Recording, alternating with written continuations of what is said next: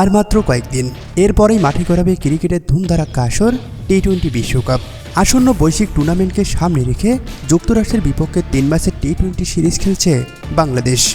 উক্ত সিরিজ ইতিমধ্যেই নিজেদের দখলে নিয়েছে স্বাগতিকরা, আর এর ফলেই বিরল এক লজ্জার রেকর্ড করল টিম টাইগার্স। রেকর্ডটি দখলে নেওয়ার দ্বারপ্রান্তে ছিল ওয়েস্ট ইন্ডিজ। প্রথম দল হিসাবে নাম লেখাতে পারত শ্রীলঙ্কাও, কিন্তু যুক্তরাষ্ট্রের মতো দলের বিপক্ষে টানা 2 ম্যাচ হেরে আগেভাগে লজ্জার রেকর্ডটি নিজেদের দখলে নিল টিম বাংলাদেশ।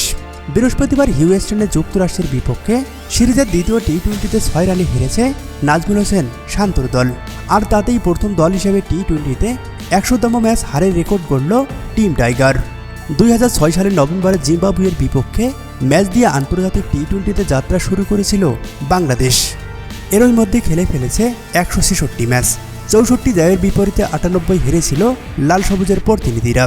বাকি 4টি ম্যাচে ফল আসেনি, কিন্তু র্যাঙ্কিংয়ে 19তম দলে থাকা যুক্তরাষ্ট্রের মতো দলের বিপক্ষে টানা 2 ম্যাচ হেরে ব্যর্থ হারের শতকটা যে তাড়াতাড়ি পূরণ করে নেবে, এটা হয়তো কেউ কল্পনাই করতে পারেনি।